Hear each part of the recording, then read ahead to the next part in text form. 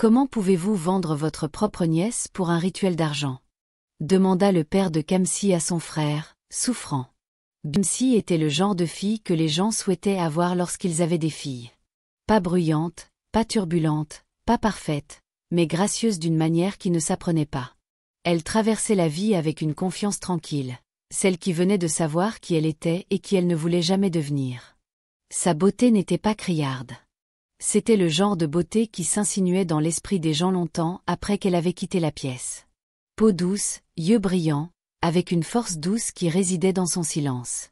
Elle venait de terminer ses examens finaux lorsque son oncle l'invita à Enugu. « Viens te reposer un peu », dit-il. « La brise de la ville t'aidera à réfléchir à ton prochain mouvement. » L'oncle d'Arlington avait toujours été comme un second père. Il avait payé ses frais de scolarité une fois sans rien demander. Il avait financé son entreprise de soins de la peau quand les choses étaient devenues difficiles, et chaque décembre, il s'assurait qu'il y avait toujours une enveloppe qui l'attendait. Sa maison était son refuge. Elle n'hésita pas avant d'accepter l'invitation. Sa femme était morte il y a longtemps, et son seul enfant étudiait à l'étranger. Les premiers jours furent paisibles. Elle aidait à la cuisine, regardait la télévision le soir, répondait aux messages des clients sur sa page Instagram professionnelle, et dormait comme un bébé dans la chambre d'amis. La maison était calme, emplie de l'odeur de l'encens et du polish étranger. Un grand endroit, mais jamais bruyant. Puis un soir, juste avant le dîner, son oncle mentionna que quelqu'un allait passer. Un vieil ami, dit-il. Un homme bien, très calme. Elle ne posa pas de questions, mais quand l'homme arriva, elle sut immédiatement que quelque chose clochait chez lui. Il s'appelait le chef Oena, grand, large d'épaules, peut-être dans la fin de la quarantaine, mais difficile à situer. Il portait un sénateur blanc impeccable, des pantoufles en cuir marron foncé, et une montre-bracelet qui coûtait probablement plus que le salaire annuel entier de son père. Il parlait à peine pendant le dîner, se contentait de hocher la tête, d'écouter et d'observer. Kamsi sentait ses yeux sur elle trop longtemps, trop souvent, pas d'une manière lubrique, mais d'une manière qui lui donnait des démangeaisons. Elle restait polie, bien sûr, lui servait de l'eau, souriait de temps en temps, mais dès que le dîner fut terminé, elle retourna dans sa chambre et ferma la porte doucement derrière elle. Le lendemain, il revint, cette fois avec un sac cadeau, du parfum étranger et un foulard en soie. Kamsi refusa, mais son oncle la persuada de l'accepter. Le troisième jour, son oncle s'assit avec elle et dit « Il veut t'épouser ». Elle faillit rire. « Monsieur, cet homme est assez vieux pour être mon père. » Son oncle balaya l'objection. « Et alors, il ne cherche pas une petite fille. Il cherche la paix. Oena est riche, respecté et décent. Aucune femme n'est jamais venue l'accuser de quoi que ce soit. Il a dit que tu lui rappelles quelqu'un qu'il a perdu autrefois. Je ne suis pas intéressée, dit-elle fermement. Mais la pression ne s'arrêta pas là. Son oncle appela ses parents. Sa mère resta silencieuse au début, mais après mûre réflexion, elle appela Kamsi et dit « Un homme bien n'est pas facile à trouver. Il n'a pas l'air mauvais du tout. Son âge n'est qu'un chiffre, et ton oncle a promis que le chef Obina est un homme bon et attentionné. » Puis son père prit le téléphone de la mère. Il demanda « Es-tu sûr de ne pas le juger à cause de son âge? Réfléchis bien. » À ce stade, Kamsi se sentait impuissante car il voulait son bien, et elle n'avait aucune raison tangible pour les convaincre du contraire. Ils pensaient l'aider. Et dans leur esprit, ils envoyaient leur fille vers la paix, la sécurité, mais ils ne savaient pas. Ils la livraient à quelque chose que ses yeux n'avaient pas encore vu. À la fin de la première semaine, Kamsi pouvait le sentir. Quelque chose avait changé dans la maison de son oncle. Ce n'était pas bruyant, rien de dramatique, mais l'atmosphère s'était modifiée. Son oncle, qui la laissait autrefois faire ce qu'elle voulait, parlait maintenant comme quelqu'un qui gérait une situation délicate. Son ton était plus chaleureux, plus prudent, trop prudent. Il arrêta de la taquiner sur les questions de petite amie et commença à aborder le mariage de manière calme et calculée. Il disait des choses comme « Certaines filles courent après l'amour, mais l'amour ne te nourrit pas quand la vie devient réelle, ou un homme comme le chef Obina ne se présente pas deux fois. » Kamsi n'argumentait pas. Elle souriait faiblement et le laissait parler. Mais à l'intérieur, quelque chose dans son estomac se resserrait. Chaque soir, le chef Oena revenait, toujours impeccablement vêtu, apportant toujours quelque chose. Des snacks étrangers, du tissu de créateur, des dollars discrètement glissés dans des enveloppes brunes.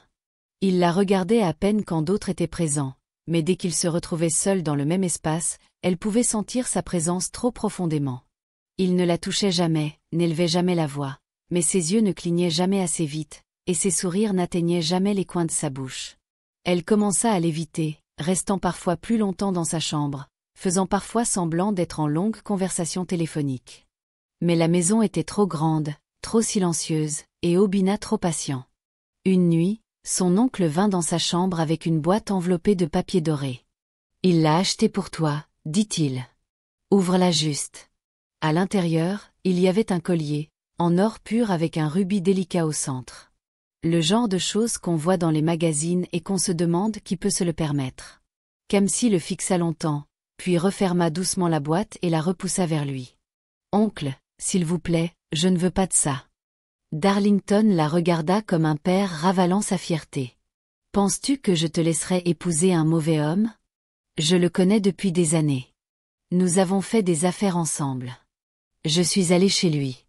Il n'y a aucun scandale autour de lui. Il est juste calme. Il n'aime pas le bruit. » Elle détourna le regard. Il continua. « Tu n'es plus une enfant, Kamsi. Regarde autour de toi. Qu'est-ce qui t'attend là-dehors? La lutte, le loyer, le stress. Un homme t'offre la paix, la dignité. Sais-tu combien de familles prient pour une telle opportunité? » Elle ne répondit pas. Son silence n'était pas une acceptation, mais ce n'était plus de la résistance non plus. Le lendemain, son père appela. Il avait parlé à Obina lui-même. « Kamsi, dit-il doucement, j'entends tout ce que tu ne dis pas. Mais parfois, les bonnes choses ne viennent pas dans l'emballage qu'on attend. Cet homme ne te courtise pas à cause de la chair. Il veut t'honorer. Ne rejetons pas trop vite ce qui pourrait être le destin. » Sa mère dit presque la même chose. « Tu as toujours dit que tu voulais la tranquillité dans la vie. C'est la tranquillité. C'est la stabilité. » Il ne voyait pas ce qu'elle voyait. Il n'était pas dans la pièce quand ses yeux s'attardaient. Il n'avait pas ressenti l'énergie qui l'enveloppait comme une seconde peau. Mais comment expliquer un sentiment à des gens qui ne voient que la surface? Kamsi n'était pas stupide. Elle était perspicace. Pourtant, d'une manière ou d'une autre, elle se retrouva attirée, non par la force, mais par l'amour. L'amour des gens en qui elle avait confiance. Les gens qui l'avaient élevée, qui croyaient la sauver d'un avenir difficile. Et lentement, les murs commencèrent à se refermer, non pas avec violence, mais avec du velours. La date de la cérémonie de portage de vin fut fixée, et elle se rendit au village pour les préparatifs. Mais ensuite, elle commença à rêver. Le premier rêve survint 4 jours avant la cérémonie de portage de vin. Ce n'était pas le genre de rêve qui s'efface au matin. Il restait avec elle, net, sombre, trop réel pour être ignoré. Dans celui-ci, elle se tenait derrière une porte en bois fissuré, jetant un coup d'œil dans une pièce éclairée par des bougies. Son oncle était là, ainsi que le chef Oena. Ils ne parlaient pas. Ils ne souriaient pas. Ils étaient simplement assis l'un en face de l'autre avec une petite calebasse placée entre eux. Oena plongea la main dans sa chemise et en sortit quelque chose enveloppé dans un tissu noir. Son oncle fit de même. Lorsqu'ils déroulèrent leurs mains, Kamsi sentit son souffle se couper. Ce n'était pas de l'argent. Ce n'était pas un contrat. C'était de la chair, crue, saignante, encore chaude. Et ils la placèrent dans la calebasse comme si c'était quelque chose de sacré. La lumière des bougies vacillait violemment. Puis tout devint noir. Kamsi se réveilla en sursaut, trempée de sueur, son cœur battant si fort qu'elle pensa qu'il pourrait réveiller tout le compound. Elle n'attendit pas le matin. Elle alla directement dans la chambre de sa mère, s'assit au bord du lit et murmura. « Maman, je ne me sens pas bien à propos de ce mariage. » Sa mère remua. « Kamsi, ce ne sont que des nerfs. Tu réfléchis trop. J'ai fait un rêve. Quelque chose ne va pas. Je le sens dans ma poitrine. » Maman soupira. « Tu es resté trop enfermé. Arrête de laisser la peur te confondre. Sais-tu combien de filles tueraient pour une telle opportunité? Le chef Obina n'est pas un homme ordinaire. » Exactement. Kamsi voulait crier. Il n'est pas ordinaire, mais sa mère ne s'arrêta pas de parler. Elle parla de confort, de sécurité, des bénédictions qui étaient arrivées depuis qu'il était apparu. Son père venait de rembourser une dette de longue date. Son oncle avait acheté un nouveau SUV. Sa jeune sœur avait décroché un emploi de nulle part. Depuis que cet homme est entré dans nos vies, des portes se sont ouvertes, dit maman. Mais Kamsi savait que toutes les portes ne venaient pas de Dieu. Le jour du mariage, elle se sentait comme si elle regardait sa propre vie derrière un voile. Les gens dansaient, les cadeaux affluaient. Ses amies posaient avec des plateaux de vin, toutes souriantes, lèvres brillantes. Ses tantes ajustaient son pagne, poudraient son visage, murmuraient des bénédictions à son oreille. Le chef Oena était assis calmement au centre de tout cela, sans expression, royal, indéchiffrable. Un homme fait d'argent et de mystère. Lorsqu'elle s'agenouilla pour lui offrir le vin, ses mains tremblaient. Mais personne ne le remarqua. Pas même lorsqu'un vent soudain traversa le compound, faisant voler les pagnes, vaciller les bougies, et un bébé dans la foule se mit à pleurer sans raison. Les gens applaudirent. Ils dirent que c'était un signe de joie. Kamsi savait mieux. Au moment où le vin toucha ses lèvres, quelque chose d'invisible s'enroula autour de sa poitrine. Initialement, son oncle ne lui avait pas dit qu'il avait été marié auparavant. Pas avant que le vin n'ait été porté et que les tambours n'aient été dansés. Ce n'est qu'après le départ du dernier invité, lorsque le compound était redevenu calme, que l'oncle Darlington l'a pris à part et dit de cette manière désinvolte qu'il utilisait toujours pour cacher quelque chose de sérieux. Au fait, il avait une femme il y a des années. Elle est morte, mais c'était paisible. Rien de dramatique. C'était tout. Pas de nom, pas de photo, pas de détails. Juste un avertissement doux, donné trop tard pour compter. Kamsi ne dit rien. Que pouvait-elle dire? Elle était déjà l'épouse de quelqu'un. Le manoir à Enugu l'accueillit comme un mausolée. Il était grand, élégant et froid. Sol en marbre, plafond haut, désodorisant qui sentait la poussière et le cuir. Pourtant, aucune chaleur, aucun rire, aucune musique, pas même une seule photo sur les murs. Cette première nuit, elle s'assit au bord de leur lit immense, attendant. Sa peau avait été huilée. Son pagne desserré. Elle n'était pas excitée, juste prête, ou du moins curieuse. Mais le chef Oena entra seulement, prit un dossier et dit « Tu peux te reposer. Je ne suis pas après ton corps. » Elle se tourna vers lui lentement. « Pardon ?» Il leva les yeux, calme. « Le sexe, l'intimité, toutes ces choses. Ça ne m'intéresse pas. Je voulais juste une épouse, la paix, quelqu'un pour être là, rien de plus. Tu n'as pas à t'inquiéter des affaires de chambre. » Puis il se tourna et entra dans la salle de bain. Kamsi resta là, stupéfaite. Le silence avala sa réponse. Le lendemain matin, elle se réveilla du même côté du lit, intacte, son pagne toujours en place, son parfum toujours accroché à sa peau, inutilisé. Et ainsi cela continua. Les jours devinrent une semaine. Pas d'affection, pas de mots au-delà de bonjour et as-tu besoin de quelque chose? Mais le réfrigérateur était toujours plein. Le générateur ne tombait jamais en panne. Des fleurs fraîches apparaissaient dans le salon tous les vendredis. C'était une maison parfaite construite pour des fantômes. Puis vinrent les dimanches. Le premier passa presque inaperçu. Elle se coucha à côté de lui, bien qu'il ne parlait pas beaucoup. Elle se souvenait d'avoir bu un verre d'eau et tiré les draps sur ses jambes, mais elle se réveilla dans la chambre d'amis, seule, enveloppée dans une couverture qu'elle ne se souvenait pas avoir utilisée. Elle lui posa la question pendant le petit déjeuner. Il la regarda et sourit faiblement. « Tu y es allé toi-même. Je me suis réveillée et tu étais parti. » Elle fronça les sourcils. « Je ne suis pas somnambule, » il haussa les épaules. « Peut-être que tu rêvais. » Le deuxième dimanche arriva. Même chose. Elle dormit à côté de lui, se réveilla dans la chambre d'amis. Même histoire. Tu es parti de toi-même. Le troisième dimanche, elle verrouilla la porte de la chambre de l'intérieur. Elle glissa le verrou doucement, plaça un tabouret contre la porte et s'allongea à côté de lui, les yeux ouverts pendant des heures. Le sommeil vint finalement. Pas profond, mais suffisant. Elle se réveilla encore dans la chambre d'amis. Le tabouret était soigneusement replacé contre le mur. Le verrou était ouvert. Elle n'avait rien entendu. Quand elle lui demanda cette fois, sa voix était aiguë de peur, mais son visage restait immobile. Peut-être que tu l'as déverrouillé dans ton sommeil. Ces choses arrivent. Le 4e dimanche la brisa complètement. Elle ne but rien avant de se coucher. Ne mangea pas tard. Ne lui parla même pas. Pourtant, elle se réveilla dans la chambre d'Amy. La même odeur persistait toujours, quelque chose comme de la cendre et du parfum. Les draps étaient toujours changés. Son pagne toujours redressé.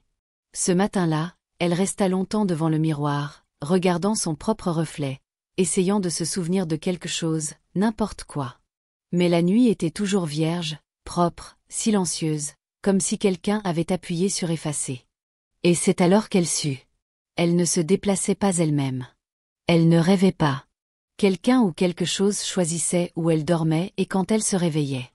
Au 5e dimanche, Kamsi avait cessé de poser des questions. Le gardien de la porte n'avait rien à dire. Vieil homme aux yeux fatigués et aux lèvres scellées par la peur. Quand elle demanda des nouvelles de l'ancienne épouse, il ne s'y a pas, marmonnant seulement. Le silence est meilleur dans cette maison, madame. Très, très meilleur. La cuisinière, une femme d'âge moyen qui ne venait qu'une fois par mois pour réapprovisionner le réfrigérateur avec des soupes et des ragoûts, agissait comme si elle ne savait rien.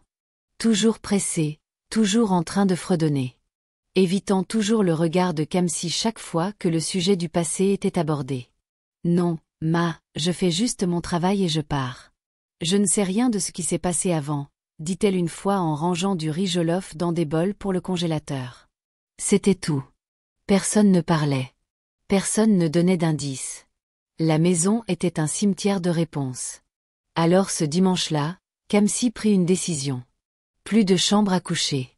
Plus de prétendre dormir à côté d'un homme qui ne la touchait jamais. Elle prépara une tasse de café fort vers minuit. Noir, sans lait, sans sucre. Elle le but de force, puis s'assit au bord du lit d'Amy, le dos droit, le cœur battant. Quand le chef Abena frappa à la porte à 23h48, sa voix était calme. « Tu ne viens pas te coucher. » Elle le regarda à travers la porte entr'ouverte. « Pas besoin. Je suis bien ici. » Il la fixa un moment plus longtemps que nécessaire, puis hocha la tête. « Bonne nuit, alors. »« Bonne nuit, » répondit-elle. Elle ne bougea pas de cet endroit. Ne cligna pas trop longtemps. Ne vérifia même pas son téléphone. Elle regardait simplement la fenêtre qui donnait sur la cour avant, et puis à exactement 2h15 du matin, elle l'entendit. La grille grinça, pas fort, mais juste assez pour briser le calme de la maison. Elle se leva rapidement, le cœur battant, et se dirigea vers la fenêtre, prenant soin de ne pas trop écarter le rideau. La lumière dans sa chambre était déjà éteinte.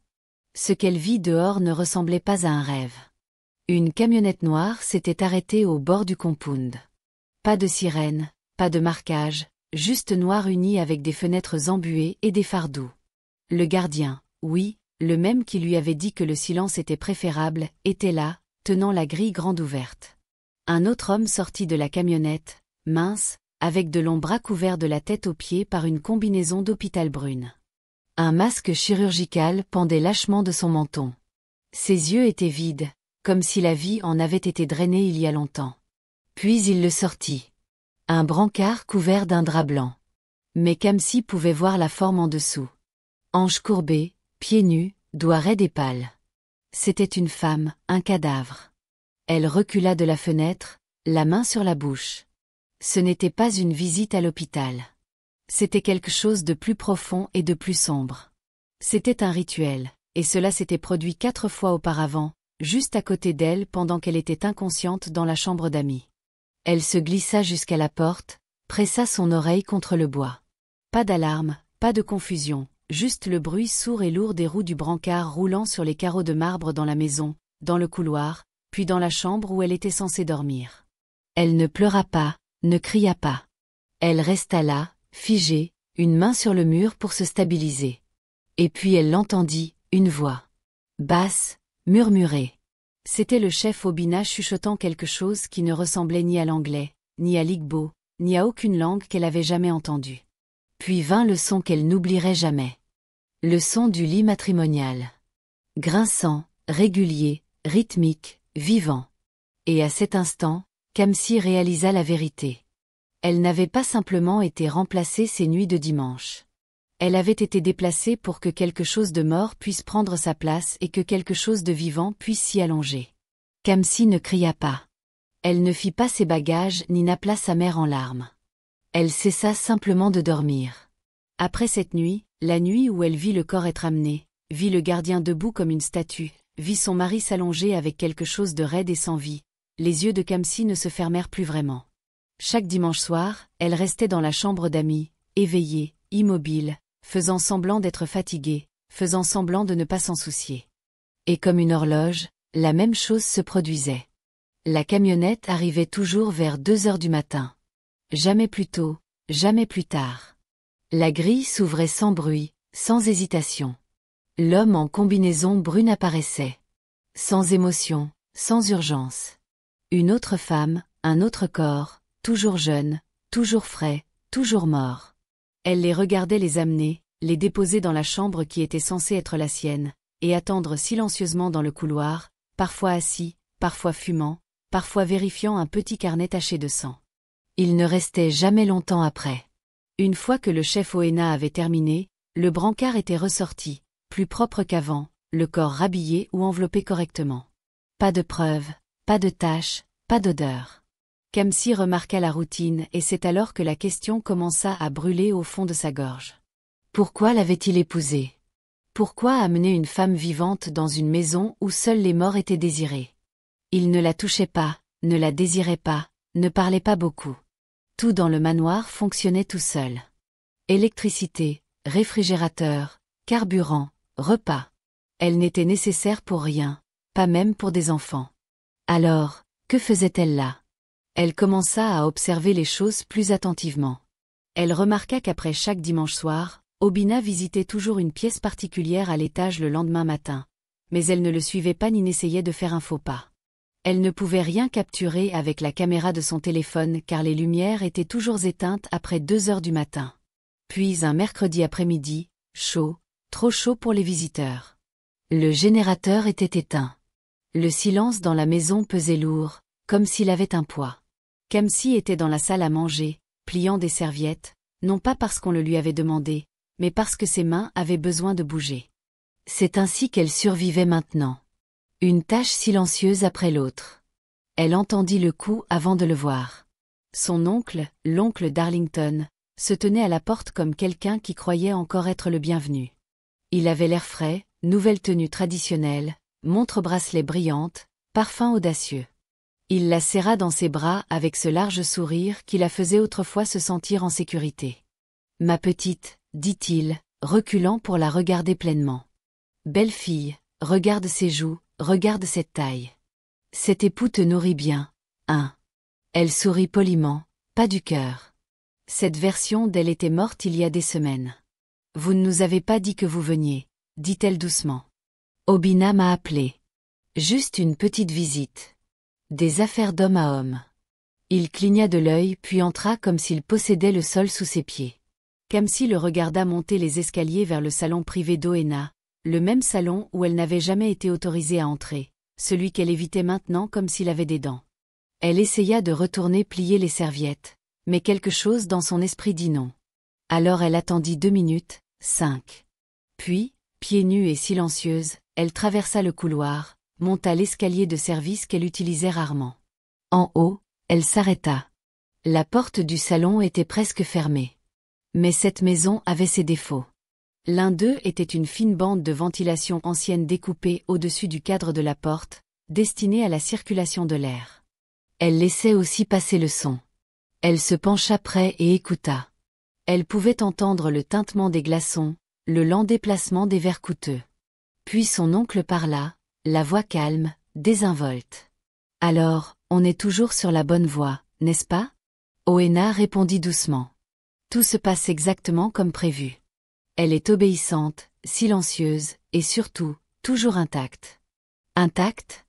Le mot la frappa en pleine poitrine. Darlington rit. « Je t'avais dit qu'elle était pure. Je surveille cette fille depuis qu'elle est enfant. Elle a toujours été différente, réservée, contrôlée. Je savais qu'elle conviendrait. » Il y eut une pause. Une longue pause. Oena expira. Elle est née pour ça. Le réceptacle a été scellé. Il ne reste plus que le temps. Combien de temps encore? Demanda Darlington. 18 mois de plus, répondit Oena. Ensuite, l'offrande pourra être complétée. Jusque-là, elle doit rester pure. Pas d'intimité, pas de perturbation. Elle ne doit pas saigner, même émotionnellement. Darlington laissa échapper un rire sec. Vous, les cultistes, et vos instructions. C'est toujours quelque chose d'étrange. Mais ensuite, sa voix baissa. Sérieuse maintenant. Et ma part. Ce 20%. Oena n'hésita pas. Toujours valable pour la vie. Tes contrats sont garantis. Chaque année, tant que l'esprit la recevra, ton nom continuera de s'élever. Politique, terre, héritage. C'était le marché. Darlington laissa échapper un long soupir satisfait. Tu sais, quand j'ai pensé à l'offrir pour la première fois, j'ai ressenti un peu d'étrangeté. J'ai élevé cette fille comme la mienne. Silence à nouveau.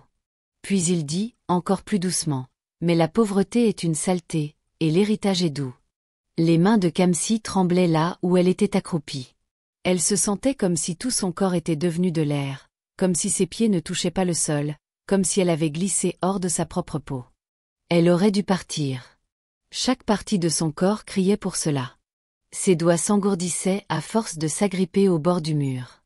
Ses genoux lui faisaient déjà mal d'être accroupie si longtemps, mais quelque chose la retenait là. Un murmure dans son esprit disait « Ne pars pas encore. Tu dois tout entendre. » Et donc elle resta. Son oncle venait de dire les mots qui la hantraient pour le reste de sa vie. J'ai élevé cette fille comme la mienne. Mais la pauvreté est une saleté. Il y eut une pause, puis la voix d'Oena revint, plus profonde maintenant, comme quelqu'un se souvenant de quelque chose de pourri. Elle me rappelle la première parfois. Le souffle de Kamsi se coupa. Darlington demanda doucement. L'ancienne épouse, Oena répondit avec un soupir qui ne ressemblait pas à du chagrin. Elle était choisie, oui, bonne lignée, bon tempérament, mais elle était trop curieuse. Il but une gorgée avant de continuer. Elle a commencé à poser des questions trop tôt, ne s'arrêtait pas de fouiner. Le corps entier de Kamsi devint froid. Darlington murmura. « Alors, qu'as-tu fait ?» La réponse d'Oena était fluide, presque répétée. Je l'ai averti, lui ai demandé d'oublier, de faire semblant. Elle a pleuré, a juré de rester silencieuse, mais je savais qu'elle ne le ferait pas. Son énergie a changé, son obéissance s'est fissurée. Une autre pause, puis une phrase plus froide. Elle aurait brisé le rituel avant qu'il ne mûrisse, et cela m'aurait tout coûté. Kamsi pouvait entendre le tintement du verre lorsqu'il posa sa tasse. Elle est morte dans son sommeil 2 nuits plus tard. La confrérie l'a acceptée. Pas idéale, mais assez propre. Je l'ai offerte tôt. Paisiblement, demanda Darlington. Oena rit, sec et sans humour. Il n'y a pas de paix à offrir une femme qui n'est pas prête, mais c'était fait. Darlington ne dit rien pendant un moment. Puis il ajouta, celle-ci, Kamsi. Elle est plus silencieuse que la première, plus forte aussi. C'est pourquoi je ne l'ai pas touchée, dit Oena. Je peux le sentir. Son corps est mûr. Son silence est pur. Elle a peur, mais elle n'a pas lutté. C'est ce qui la rend parfaite. Les yeux de Kamsi se remplirent de larmes brûlantes, mais elle les chassa en clignant. Alors, c'était la vérité. La première épouse avait essayé de se battre. Elle avait découvert trop tôt, et elle était morte silencieusement dans cette même maison, probablement dans le même lit, enterrée, offerte et oubliée comme si elle était un ornement brisé. Le cœur de Kamsi battait à tout rompre contre ses côtes. Sa langue semblait être du papier de verre. Sa gorge brûlait d'un cri qu'elle ne laissait pas sortir. Elle recula lentement de la porte, silencieusement, pieds nus sur le marbre. En descendant le couloir, les escaliers, de retour dans sa chambre, où les fleurs dans le vase d'angle semblaient encore fraîches, et la climatisation bourdonnait comme si la maison n'avait rien fait de mal. Elle s'assit par terre, vide, pleine. Pleine de quelque chose qu'elle n'avait jamais ressenti auparavant. Pas de la tristesse, pas même de la peur, mais de la trahison, profonde, violente, personnelle. Son oncle, son second père, l'homme qui lui avait appris à écrire son nom, qui cachait des bonbons dans le tiroir de son bureau pour elle, l'homme qui était venu à sa remise de diplôme souriant avec un sac de cadeaux. Il l'avait vendu pour des terres, du pouvoir politique, et de la cupidité. Et les cadavres n'étaient pas juste des corps. Ils étaient des réceptacles. Des sacrifices temporaires offerts chaque semaine pour maintenir le pouvoir du pacte de la confrérie. Chaque dimanche soir, une femme récemment décédée, jeune, non souillée par la contamination rituelle, devait être amenée dans la maison et allongée à côté du chef Obina pour ses rituels. Après le processus, il les essuyait avec un mouchoir blanc et le portait à la pièce à l'étage pour l'offrir. L'acte n'était pas une question de luxure. C'était une perversion de l'union, une transaction spirituelle. En s'allongeant avec les morts, le chef Obina scellait un contrat entre les vivants et le royaume au-delà, renouvelant l'accès à la richesse, la protection spirituelle et l'influence. L'énergie du cadavre, encore frais, agissait comme un médium, transférant le silence de la mort dans sa propre vie comme pouvoir. Mais le rituel était incomplet, sans équilibre. C'est pourquoi il avait besoin de Kamsi, une épouse vivante, pure, intacte. Elle ne devait pas être utilisée sexuellement, émotionnellement ou spirituellement car elle était l'encre. Sa présence dans la maison empêchait l'obscurité de déborder. Son silence préservait la légitimité du rituel. Le cadavre était l'offrande. Kamsi était le sceau. Et une fois le cycle de 2 ans terminé, elle deviendrait le réceptacle final, le permanent. Un corps donné volontairement par le sang, innocent mais connu, vivant jusqu'à ce qu'il soit pris. C'est pourquoi il l'avait épousée. Pas par amour, mais pour compléter le cercle. Après avoir réalisé ce qui se passait et ce qui allait se passer, quelque chose en elle cessa de se briser. Cela se durcit. Elle passa les 2 jours suivants en silence, se déplaçant dans le manoir comme de la fumée. Oena ne remarqua rien. Elle ne dormait pas. Elle planifiait. Elle n'était pas autorisée à aller n'importe où, pas même chez ses propres parents. Le seul endroit où le chef Oena lui permettait de se rendre était la résidence de l'oncle Darlington. Et même cela venait avec une condition. Obina la déposait personnellement et la récupérait dans les 2 heures. Pas de place pour l'erreur. Alors elle jouessa de cela contre lui. Un matin, pendant qu'Oena était dans le jardin à parler avec son avocat, Kamsi s'enferma dans les toilettes des invités et passa un appel téléphonique à ses parents. Elle ne pleura pas. Elle ne cria pas. Elle dit simplement « Je sais ce qui se passe. Ne posez pas de questions. Je vais tout expliquer, mais j'ai besoin de votre aide. » Il y eut une pause sur la ligne. Puis sa mère chuchota « Nous te croyons. Dis-nous quoi faire. » Et ainsi ils firent. Ce dimanche-là, elle dit calmement à Oena « S'il vous plaît, j'ai oublié quelque chose chez l'oncle Darlington. Je dois y aller pour le récupérer et passer un peu de temps avec mon oncle. » Le chef Oena ne discuta pas ni ne douta d'elle, alors il la déposa à l'endroit et promit de revenir 2 heures plus tard pour la récupérer. Ses parents étaient déjà là, arrivés 20 minutes plus tôt discrètement et installés dans un magasin de l'autre côté de la rue. Avec eux se trouvaient 2 officiers en civil, au visage sévère, concentrés et briefés sur tout. Dès que Kamsi entra dans la maison, ils la suivirent. Darlington était à l'intérieur, comme d'habitude, sirotant quelque chose de froid et feuilletant sa tablette.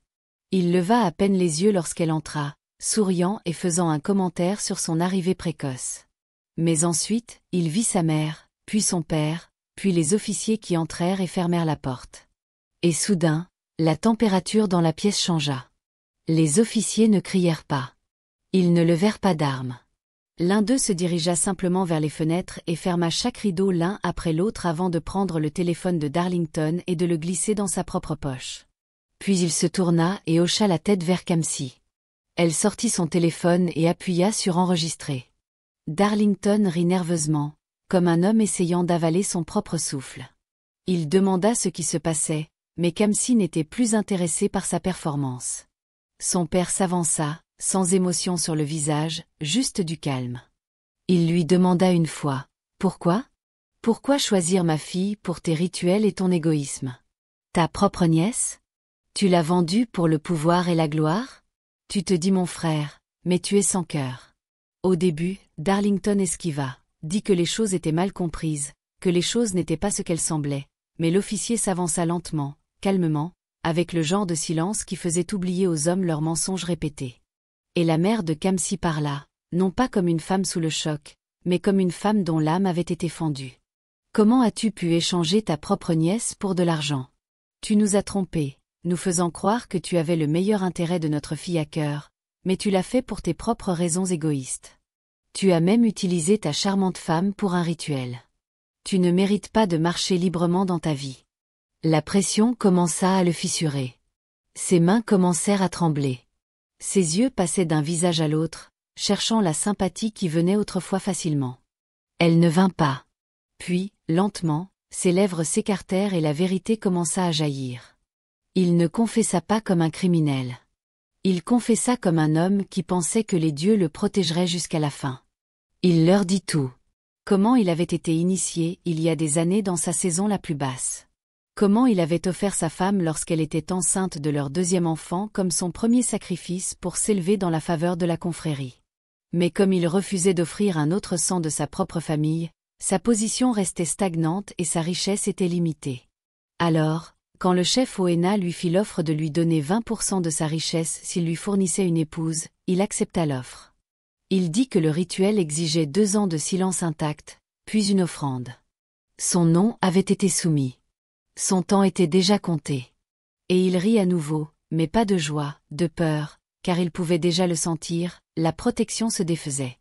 Il supplia pour le pardon, pas de Kamsi, des dieux. Puis la porte grinça et le chef Obina entra. Pile à l'heure, il entra avec sa confiance habituelle, tenant une boîte de fruits et un nouveau pagne pour Kamsi, des cadeaux pour garder les apparences. Mais quand il vit l'officier debout à côté de Darlington, quand il vit les parents de Kamsi, et quand il vit Kamsi, calme, composé, téléphone toujours en train d'enregistrer, il se figea. Son masque ne se fissura pas immédiatement. Il essaya de paraître confus, essaya de rire, essaya de prétendre qu'il était entré dans la mauvaise scène, mais l'officier ne bougea pas. Il lui lut ses droits, tira ses mains derrière son dos et le menotta devant tout le monde. Obina résista. Bien sûr, il le fit. Il jura. Il cria. Il invoqua des noms que personne ne pouvait voir. Mais les dieux ne répondaient pas car l'offrande s'était échappée. Les menottes claquèrent. Et juste comme ça, le prédateur devint la proie. Le soir venu, leur maison avait été fouillée. Le registre de Darlington fut trouvé, nom, date, et l'accord rituel original écrit à l'encre. La chambre d'Oena fut photographiée. Draps, taches, huile, et symboles sous le matelas qui n'étaient jamais destinés à l'amour. Un tiroir rempli de cartes d'identité féminine fut découvert, des filles portées disparues. Et lorsque la morgue fut perquisitionnée 2 jours plus tard, tout s'aligna. Registres, poches de sang, journaux de brancard, et une pièce séparée maintenue chaude, toujours prête. Le personnel de la morgue tenta de s'enfuir, mais il était trop tard pour eux. Ils furent arrêtés et la morgue fut fermée après avoir transféré les corps à une autre morgue. Kamsi ne parla pas à la presse. Elle ne donna pas d'interview ni ne reçut d'applaudissements.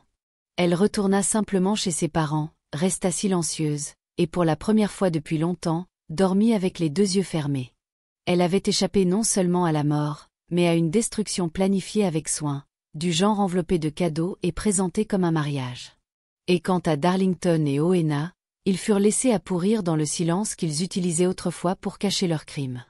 Car certaines offrandes saignent, mais certaines offrandes se battent, et quand elles survivent, même les dieux tremblent. Leçon morale. Dans cette vie, le silence peut être mortel. Ne laissez jamais l'amour, la pression ou la tradition vous forcer à un mariage que votre esprit rejette. Parlez, même si votre voix tremble, car au moment où vous perdez votre choix, vous risquez de tout perdre d'autre. Merci d'avoir regardé. N'oubliez pas de liker, commenter et vous abonner.